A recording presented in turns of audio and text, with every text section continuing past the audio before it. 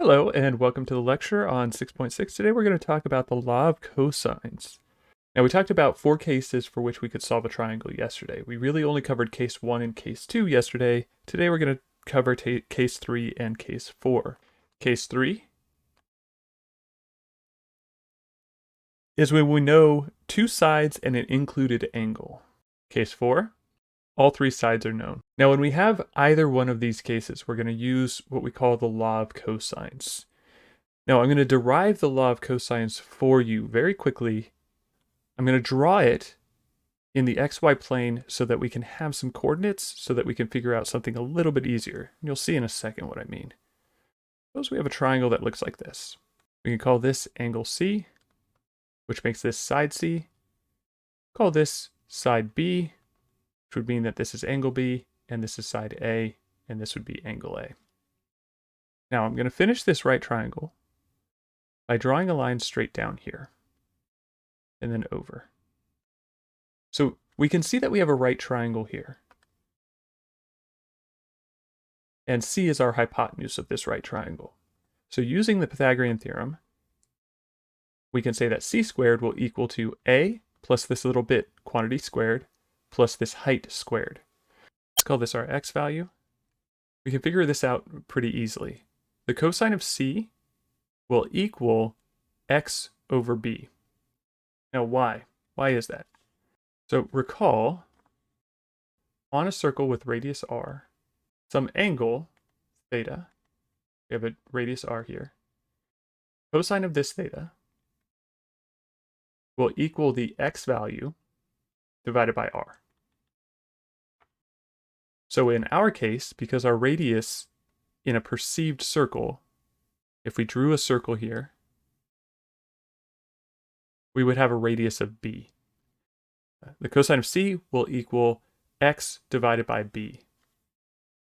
So we would have cosine of C is equal to x over b. If we multiply our b over, then we have b times cosine C is equal to x. So our x coordinate would be b cosine C. Now I want you to notice that our x coordinate is negative. So this distance will be a, which is this distance, minus x, because x is negative, to give us this distance here. Now the y-coordinate of this point is very much the same, except we use sine instead. Sine of C will be y divided by our radius b, so y over b. Multiply our b over, and we get b sine of C is equal to y. So this becomes b sine C. That's the coordinates of this point. Now, using the Pythagorean theorem, we would have C squared, which is the hypotenuse, is equal to this distance, a minus x, squared, plus our y distance squared, which is b sine C. So we would have C squared is equal to a minus b cosine C, quantity squared, plus b sine C, quantity squared. Now foiling this out, this first one, we would end up with C squared is equal to a squared minus 2ab cosine C plus b squared cosine squared C. And then here, of course, we have plus b squared sine squared C. If we factor out a b squared, we would end up with b squared cosine squared C plus sine squared C. Now, if you remember from your identities, the Pythagorean identity, this is actually just 1. And we can bring down everything else. So we bring down our a squared minus 2ab cosine C. And then we have plus our b squared here. So we'd end up with c squared is equal to a squared plus b squared minus 2ab cosine c, just like this.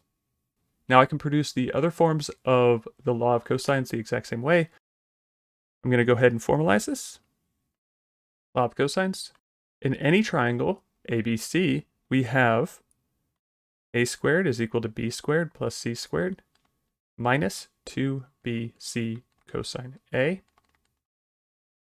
B squared is equal to a squared plus c squared minus 2ac cosine B. And the one that we found, which is c squared, is equal to a squared plus b squared minus 2ab cosine c. Now, to remember the law of cosines, there's a couple things you need to note. Namely, cosine of the angle A means that the side A is on the other side of the equals. That's the biggest one to remember. And then the last thing is minus 2bc. Your b and c are on the same side of the equals. But don't forget your 2. So it's minus 2bc cosine A. Minus 2ac. Notice our a and c are here. It's always a form of the Pythagorean theorem. A squared equals b squared plus c squared minus a portion, which is 2 times your two variables here, and then cosine of the angle opposite the side on the other side of the equals. Let's go ahead and do an example on how to use this. Suppose that we know the triangle ABC looks like this, where we know C is equal to 6, B is equal to 10, and A is 30 degrees. Angle A. Now let's go ahead and solve this triangle. Now, in order to solve this triangle, we need to use the law of cosines. Why can we not use the law of sines? If you look at it, we have no pair. This would be angle C. This would be angle B. And this is side A.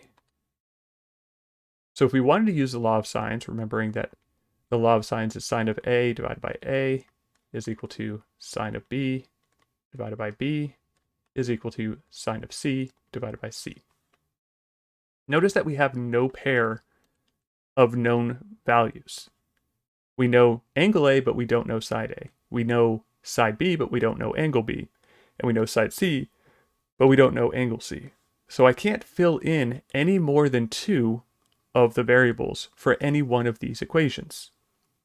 So we always have 2 unknowns and a single equation, which would mean that it's impossible to solve for a single variable. So we can't use law of sines yet. We will use it, but not right now. We have to start with law of cosines. And when we have this case, which is case 3, where we have the included angle and 2 sides known, then we use the law of cosines with the angle that we know. So here it will be a squared is equal to b squared plus c squared minus 2bc cosine A. Notice that I know angle A, I know side B and side C. So I can plug in everything to the right of the equals. So we have a squared is equal to 10 squared plus 6 squared minus 2 times 10 times 6 cosine 30. Now, if you remember, cosine 30 is root 3 over 2. So this will be 100 plus 36 minus 20 times 6 is 120, and then cosine of 30. Be careful here. Remember that the 120 is connected to the cosine. So this multiplication needs to happen before this subtraction. So we end up with 136 minus 120 times root 3 over 2. And then we'll take the square root. So A will equal the square root of 136 minus 60 root 3. Simplifying the 120 and the 2. And this is approximately equal to 5.664. Okay. So now that I have that, I can use the law of sines. Notice now I have a pair, my A and my A. So now we can just use law of sines to find either angle B or angle C. Sine of 30 divided by 5.664. That's our A pair. Now I'm going to use angle C. So sine of C divided by 6. Multiply the 6 over, and we have 6 divided by 5.664 times sine of 30, which is 1/2, is equal to sine of C. So this would just be 3 divided by 5.664.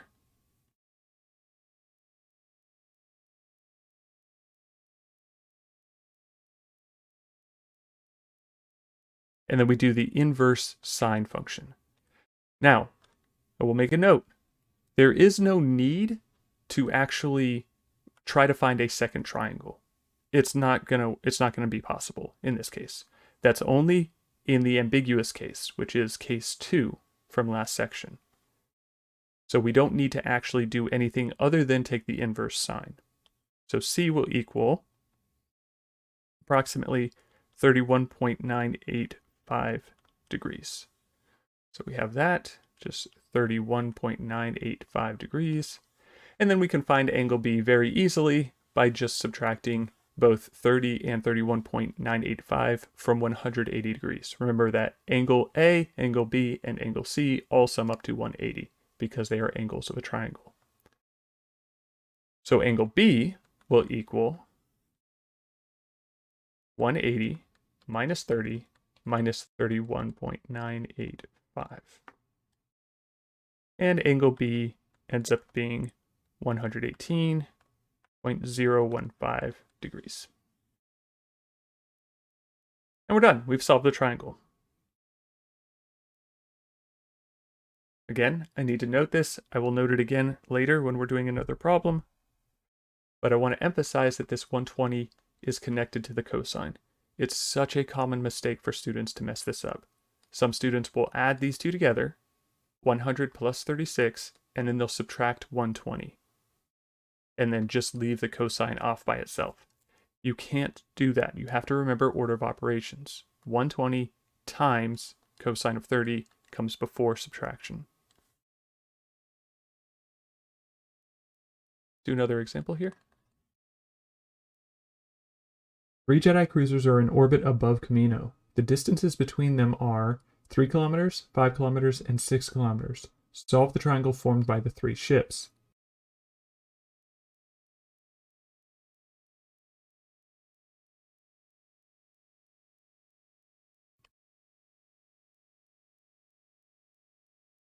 Call this 5, 6, and 3 kilometers. And we have 1 Jedi cruiser here, 1 Jedi cruiser here, and 1 Jedi cruiser here. So this is actually case 4 for the law of cosines. Again, we cannot use the law of sines. And again, why not? Well, we don't have any pair. So generally, when you're trying to solve a triangle, you would try to do law of sines if you could. But in the last 2 cases, we can't because we don't have a pair. B, we don't have angle B, we don't have angle C, and we don't have angle A. So we can never have a pair sine A over A in order to solve for a single variable. So instead, we resort to the law of cosines. Let's go ahead and figure out angle A first. So we have side A would be A squared is equal to B squared plus C squared minus 2BC times the cosine of A. Now I don't know what A is, angle A is. I have side A, side B, and side C. 6 squared is equal to 5 squared plus 3 squared minus 2 times 5 times 3 times the cosine of angle A. Now this is what we're solving for, the cosine of angle A. 6 squared is of course 36 is equal to 25 plus 9 minus, to be 10 times 3 is 30, cosine A. Now I want you to be careful here. I've already warned you about this, but I need you to be careful. Many students will mess this up. They'll take their 34 and they'll subtract 30. This is a problem. You cannot do that. The 30 is being multiplied by cosine. This multiplication needs to occur before you can do the subtraction. So instead what we do is we subtract the 34 over, and then we're going to divide by negative 30. Subtract our 34 over, and we get 36 minus 34, which is 2, is equal to negative 30 cosine A, and then we divide by negative 30. And this 2 over 30 reduces to 1/15, so we have cosine of A is equal to negative 1/15. Just like this. We need to take the inverse cosine in order to solve for the angle A. And our angle A comes out to approximately 93.82 degrees. Now that I have angle A, I have a pair. I have angle A and side A. So now I can use the law of sines. Let's figure out what angle B is next. Using the law of sines. Sine of B divided by 5 is equal to sine of 93.82 divided by 6. And of course, doing this in a calculator, we get that sine of B equal to 5 divided by 6 times sine of 93.82, which ends up being about 0.8315, and then we take the inverse sine of this. And then we take the inverse sine of both sides, and we get that B is equal to about 56.25 degrees. Now, once we have that, we can easily find angle C by just subtracting both our angle A and angle B from 180, because again, all three angles add up to 180 in a triangle. So C will equal 180 minus 93.82 minus 56.25. I will also note that when you are doing these in a calculator, make sure that you put them in degrees or radians depending on what you want. Obviously here I'm using degrees, so I need to make sure that the calculators are in degrees. So we end up with angle C being about 29.93 degrees.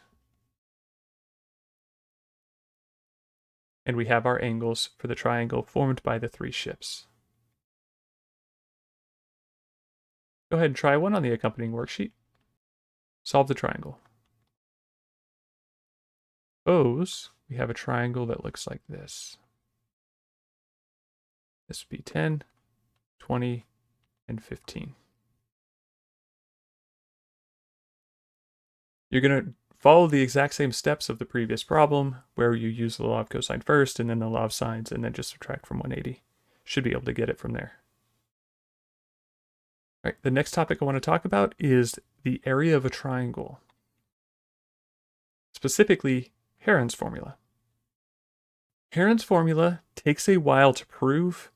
I'll do it at the end of this video, but I don't want to waste time doing it now. If you want to see it, just check it out at the end. But let's go ahead and introduce Heron's formula.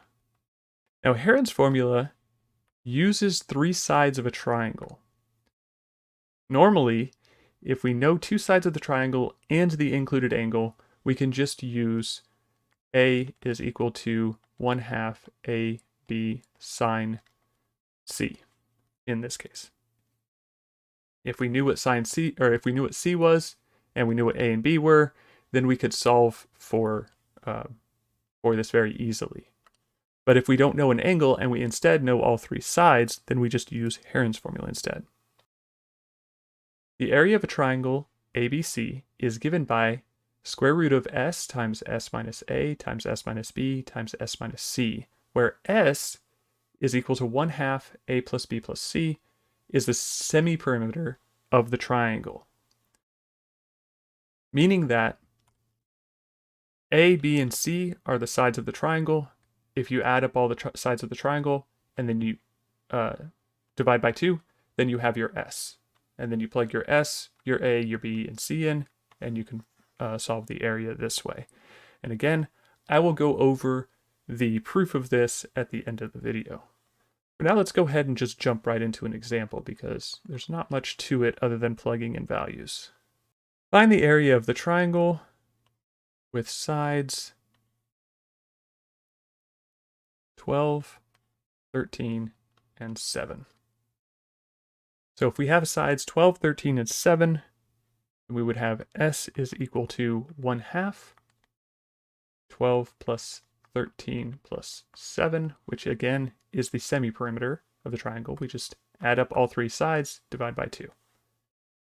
So S will equal 13 plus 7 is 20, plus 12 is 32, and 32 divided by 2 is 16. And then the area will be square root of 16 times 16 minus each side. So 16 minus 13 times 16 minus 12 times 16 minus 7. Just like this. And we end up with 16 times 3 times 4 times 9. Now, 9, 4, and 16 are all perfect squares, so they all pop out, and you end up with 4 times 2 times 3 times the square root of 3. The square root of 3 is this guy. This 4 becomes a 2, this 3 becomes a 9, and this 16 becomes a 4, because we took the square root of each of those numbers, just in case you didn't know where each number was coming from. 4 times 2 is 8, 8 times 3 is 24, so we have 24 root 3 is the area of this triangle. Okay, that's going to be it for today. I'm going to go over the proof now. So we have Heron's formula here. Remember that A is equal to the square root of S times S minus A times S minus B times S minus C. Just like this. This is in the law of cosine section for a reason. We're going to end up using the law of sines. Just remember A is equal to 1/2 times base times the height. A squared then will equal 1/4 B squared H squared. Now I'm going to use this. First, let me draw a triangle and label my sides. Let's call this B. And of course we have our height here. So my little b and my big B are actually going to be the same because my base is B. It means that this is angle C. Now the height is really easy to find. When we look at H relative to angle C and side A, we can see that we have a sine function here. This is a right triangle, remember, so this interior triangle is a right triangle. Sine of C will equal H over A. If we multiply the A over, we end up with H is equal to A sine C. Now we need H squared.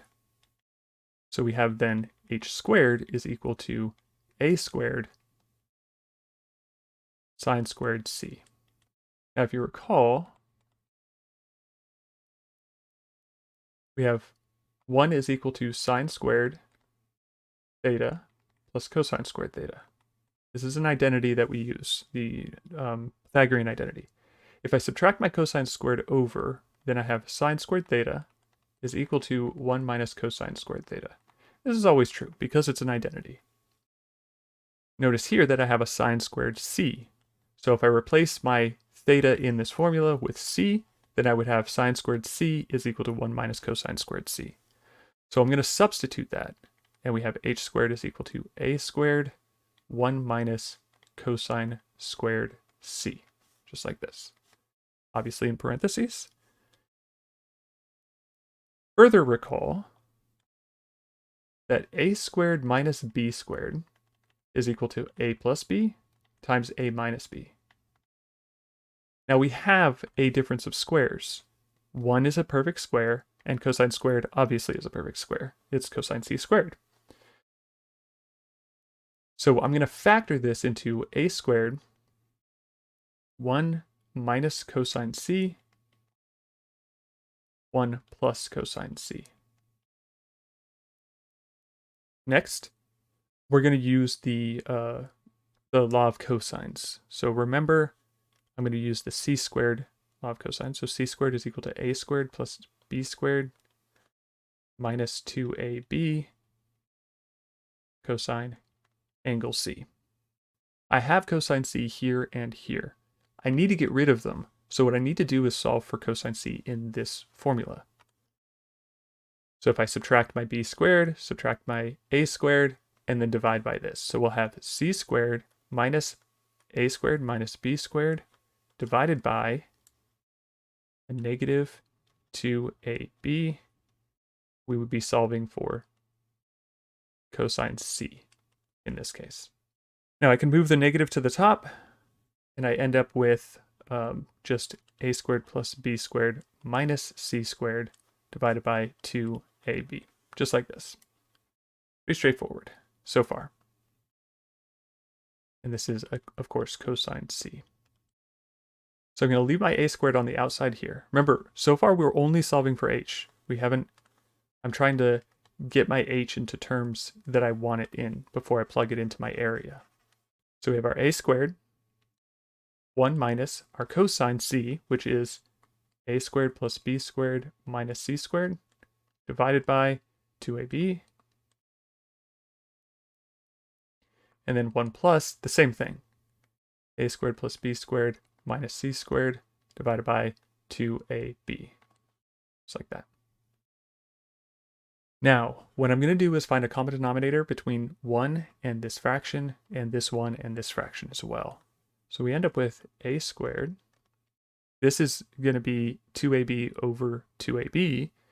So we would have then, because I'm subtracting, 2ab minus a squared minus b squared plus c squared divided by 2ab. And then here we do the same thing, except now we're adding, so we would have a squared plus 2ab plus b squared minus c squared divided by 2ab. Okay. Now I'm going to do a little bit of a trick here. You might not see it immediately. I have an a squared, I have an a here, and an a here. So if I multiply these two together, remember that we multiply straight across, so numerators will multiply, and the denominators will multiply. And I would end up with a 4, 2 times 2, and an a squared. So what I'm going to do is actually cancel out my first a here, and then my second a here, and just get rid of them completely. Now when we plug in our h, we'll also get rid of our b. Remember that our base, capital B, is this right here. Capital B and little b are going to be the same. Next, I want you to notice a squared plus 2ab plus b squared. This actually factors. Note,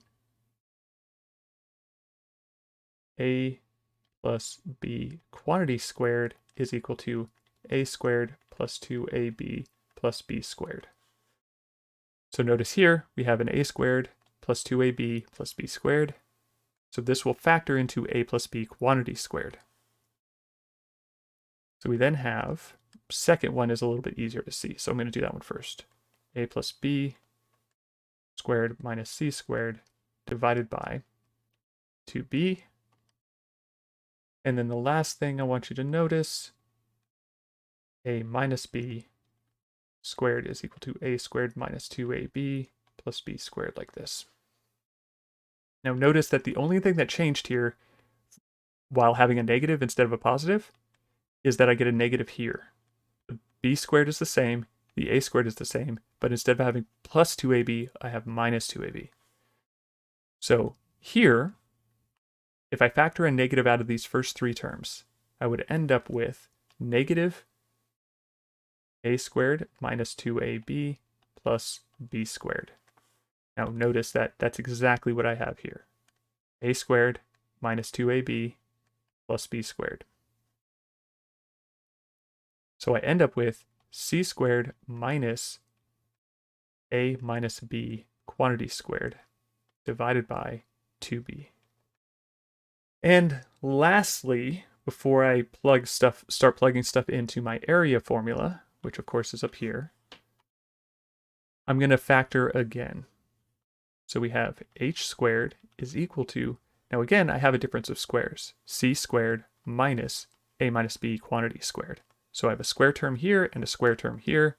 So I end up with c minus a minus b times c plus a minus b, all divided by 2b. Keep in mind that when I distribute this negative, I get a negative a and a positive b. So this would be b plus c minus a. This one is a plus c minus b. And then we have multiplication again. It doesn't matter. Everything is multiplication now, so I don't need parentheses. And again, we do the same thing here. We factor a difference of squares. A plus b quantity squared minus c squared. So we can factor using a difference of squares. We get a plus b plus c and a plus b minus c, just like this. So we end up with our negative c here, and we still have a 2b in the denominator, just like this. So if I multiply my 2b's in the denominators, h squared is finally done, which would be 1 divided by 4b squared times a plus b plus c, that's this guy, b plus c minus a, that would be this one. When you distribute the negative, you get a negative a, positive b, so positive b, positive c minus a, times a plus c minus b, which would be this one here. Adding, so we have a positive a, positive c minus b. And lastly, a plus b minus c. Plugging this in here, my area squared formula, I would then have area squared. Now, I do need to note again, capital B is just the base of the triangle. And in this case, our capital B is the same as lowercase b. So capital B and lowercase b are the same.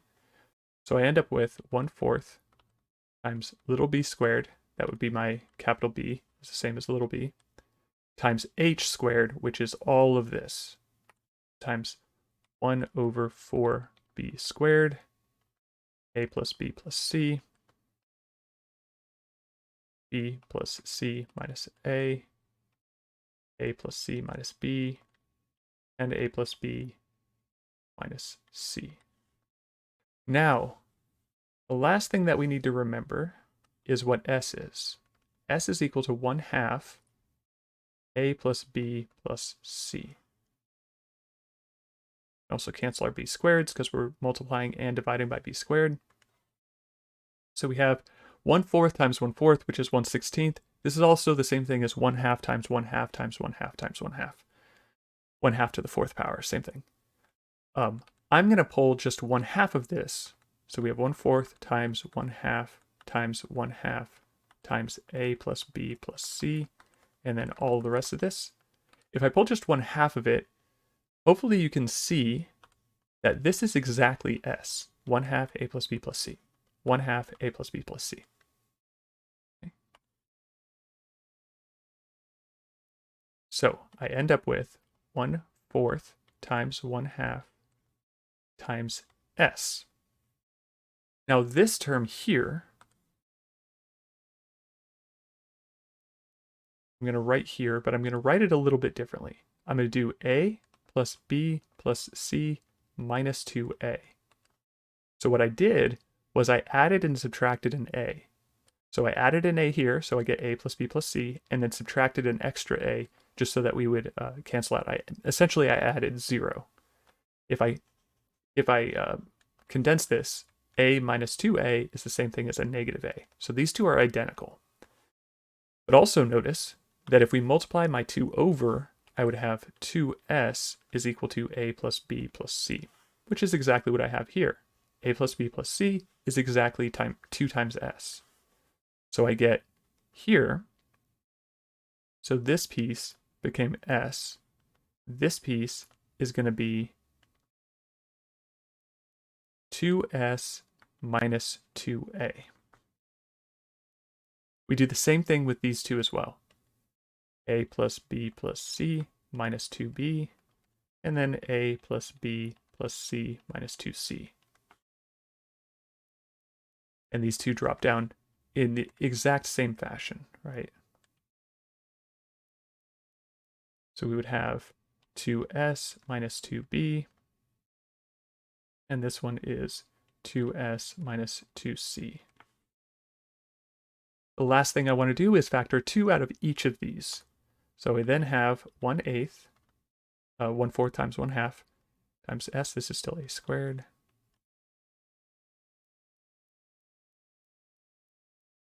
Times S. This one, if I factor a 2 out, I get S minus A. Factor 2 out here, S minus B. Factor 2 out here, I get S minus C. 2 times 2 times 2 is 8, and 8 divided by 8 would be 1. So this cancels with all three of these. And I'm left with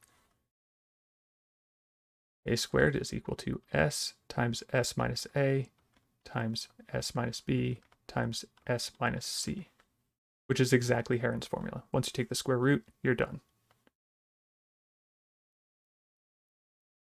It's tricky for sure, but this proof is very, very long and it's unnecessary for the class. So I thought I would just put it at the end. Anyway, I will see you all at the next lecture.